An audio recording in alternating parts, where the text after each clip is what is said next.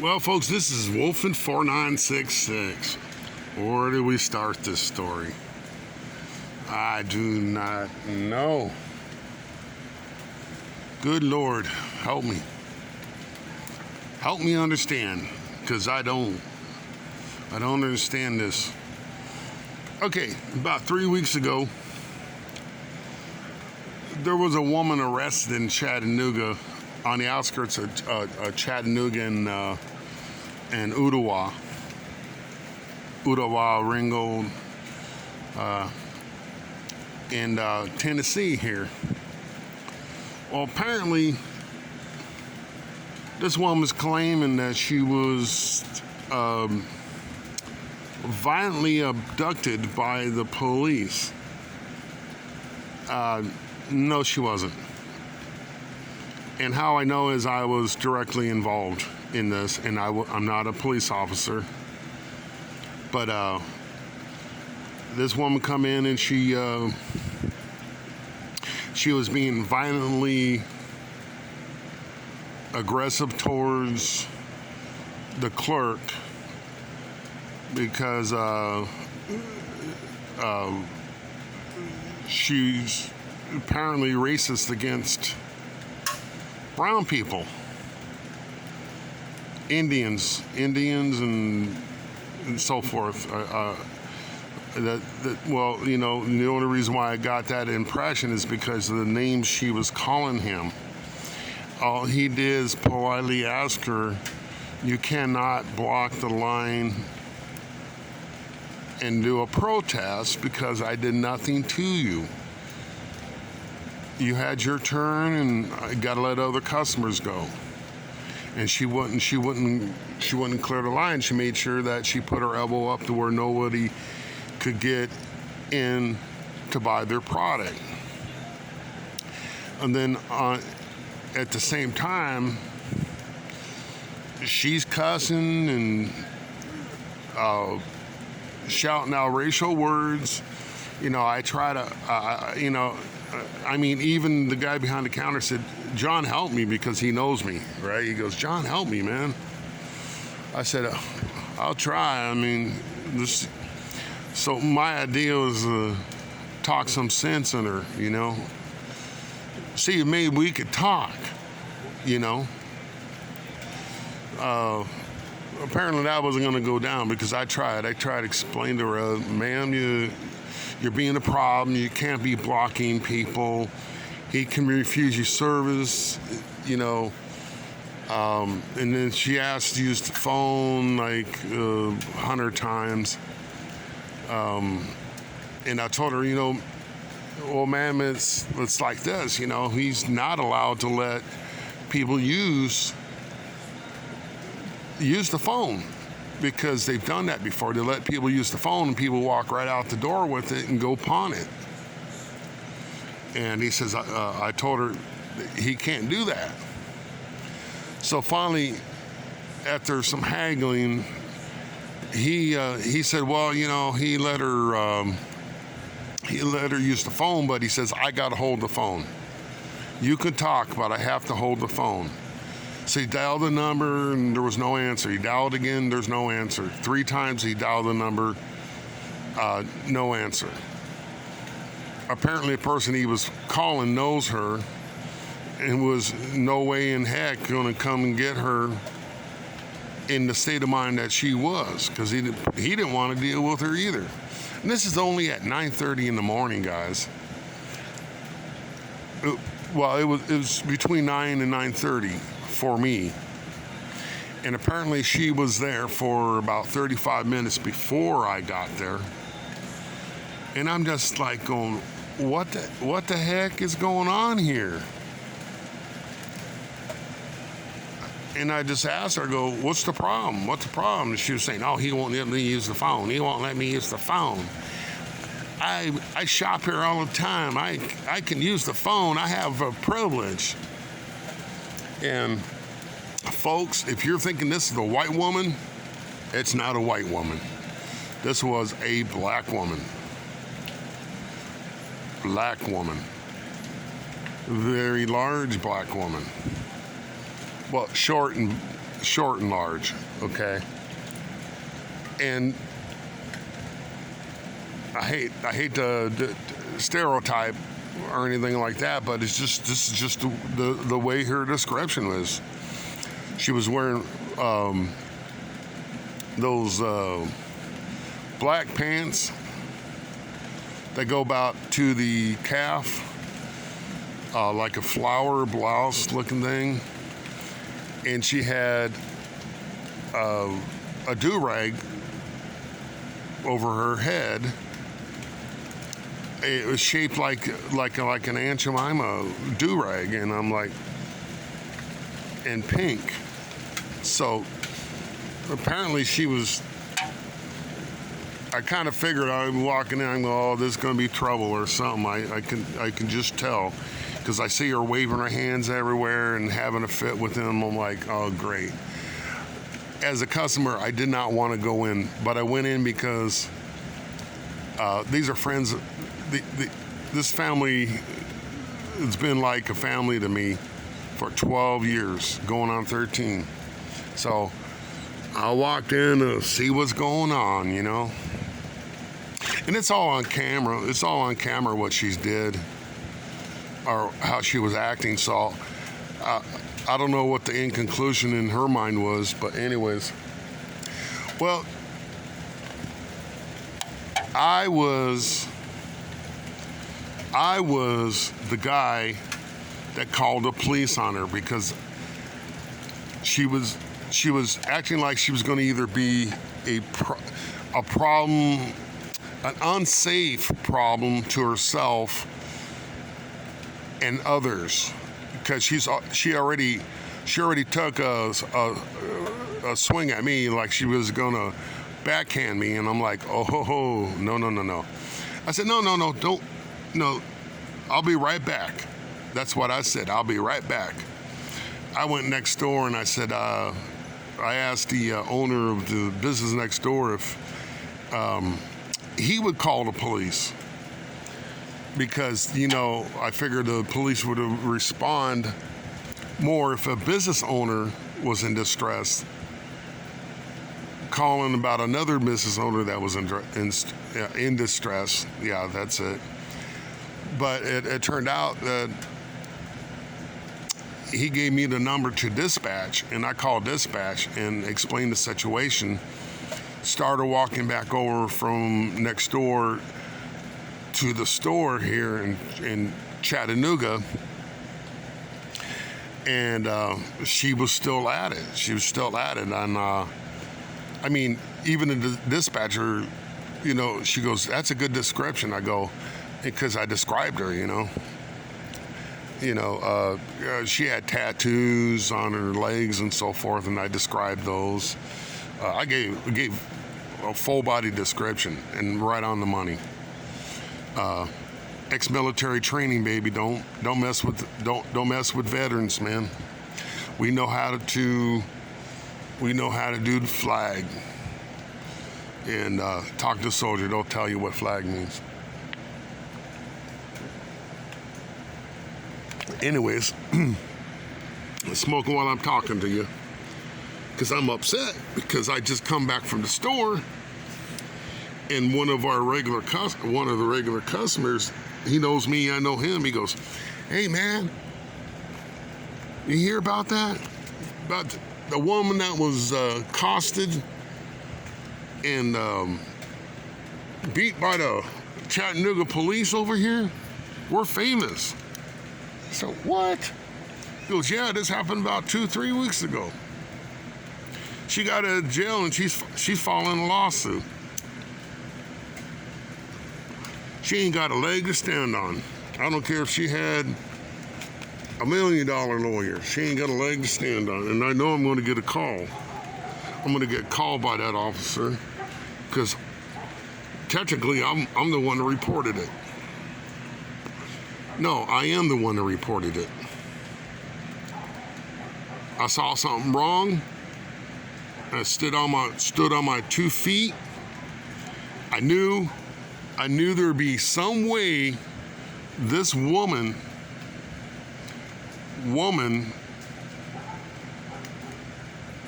She had the features of a woman, alrighty, a large woman, but she was a woman, and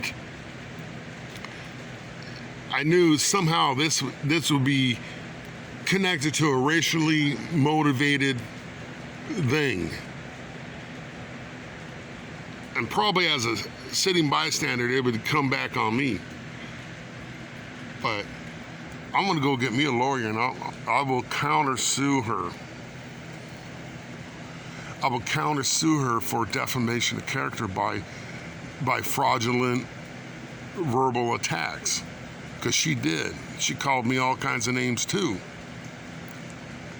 I was whitey in black shorts, whatever. It didn't hurt my feelings. I don't get offended, people. I don't get offended. If I got offended, I got all that out of my system when I went through basic training and AIT. Anyways, Ranger training, all that good stuff. Airborne training, if you get offended, then you probably not going to make it in the military. But anyways, so I'll go down there, and this fellow's telling me the story about all this, and I told Jackie, because I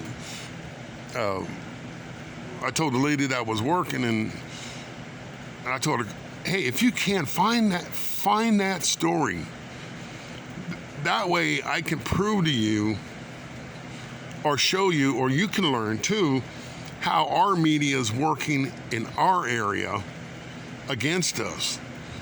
Because if they're calling this a racially motivated incident, it's not. Well, it is, but it's not a white cop on black person problem.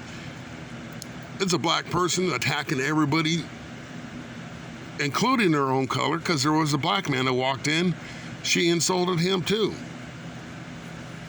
But anyways, N-word come out and so forth, and I was just looking at the guy like, if you smacked her, I didn't see it, I kind of whispered that to him. I said, if you smack her, I didn't see anything, man. He goes, no, man, she ain't worth it. I go, I know. She one of those kind of people.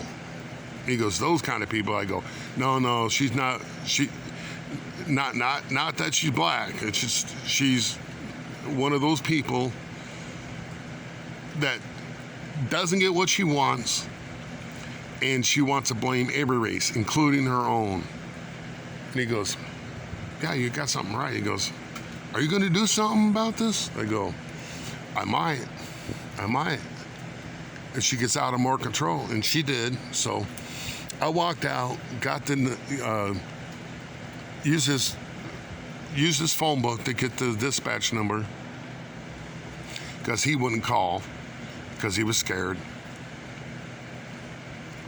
He gets scared of getting sued because he's got business, which me and him will talk about that later, because he's actually a friend of mine. Supposed to be, well. But it turns out it's like all over social media.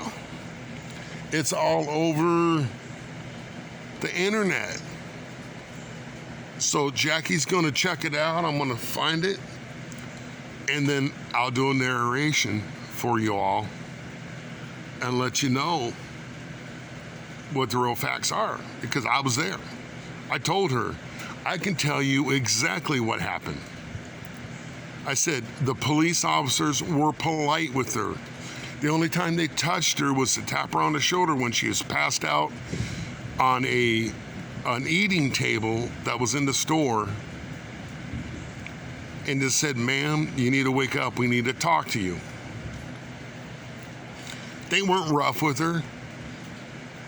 She did resist arrest. She did resist arrest. Right?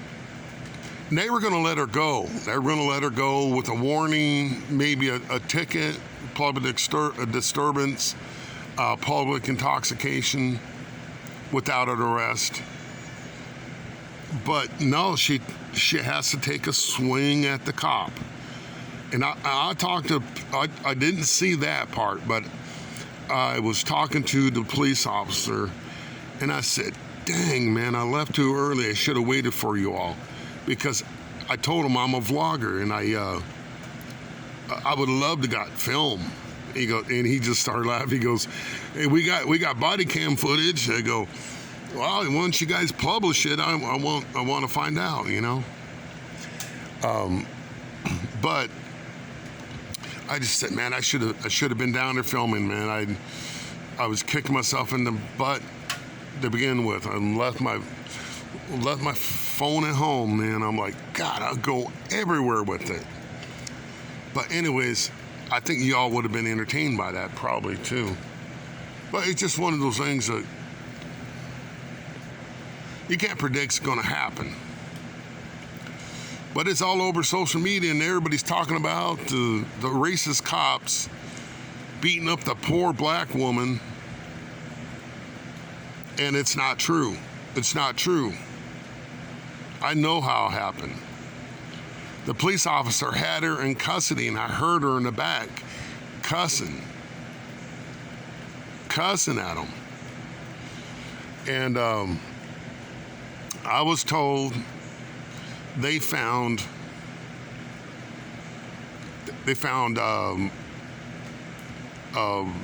alcohol on her. She was totally intoxicated.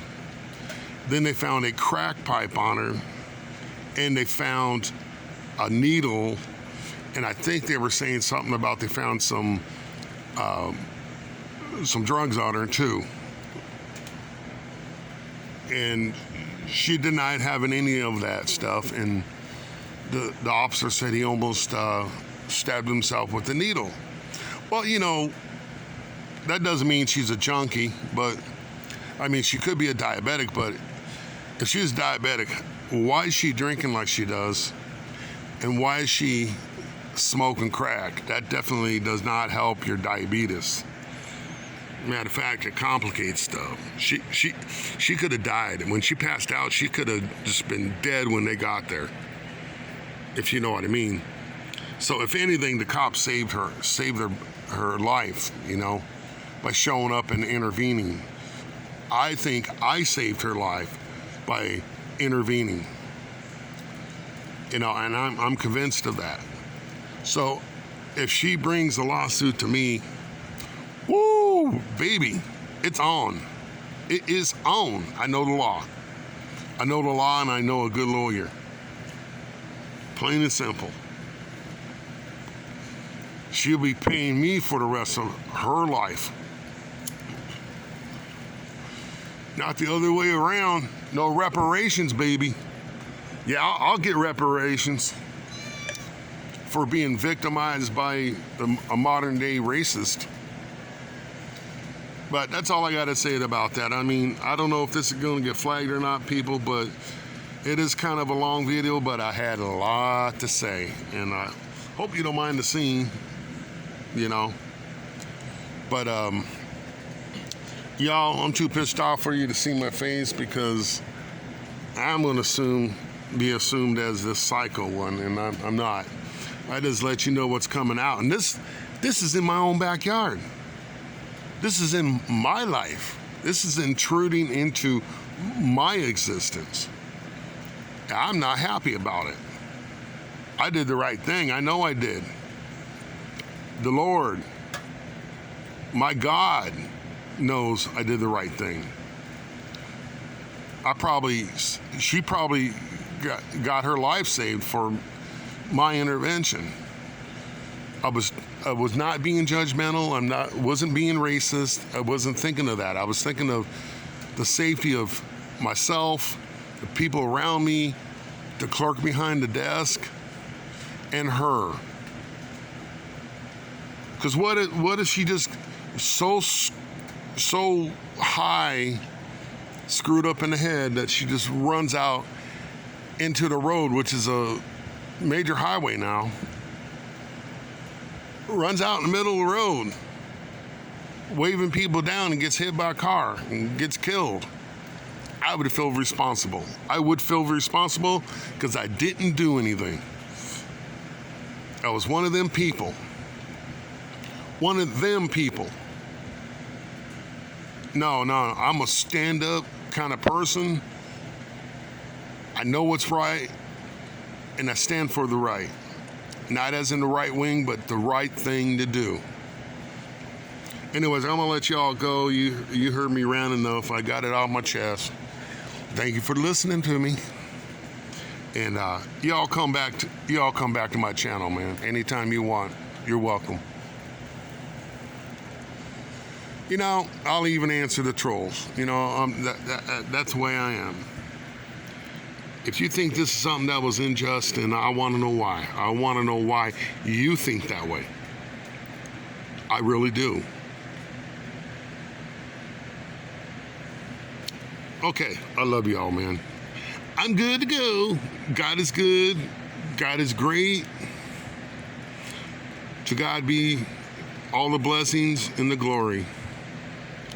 Hallelujah. I love you all, and I just want to say hello to Tom Ruth.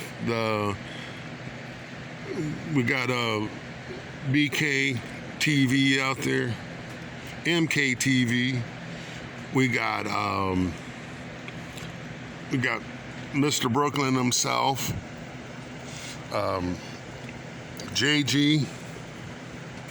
We got Ken Unger. We have God, there's about 200 people I visit, man. I'm telling you. MJ. We got Mike and Rena Roberts. Got got Terry out there, the noble Englishman. Well, we got all sorts, man. You got to come on Tom Ruth or Mars Banku, MKTV. Come on the live streams and you'll meet the crew. We're all good people. Okay, I love y'all. Bye. Can you say poke? Okay. Love you. Bye.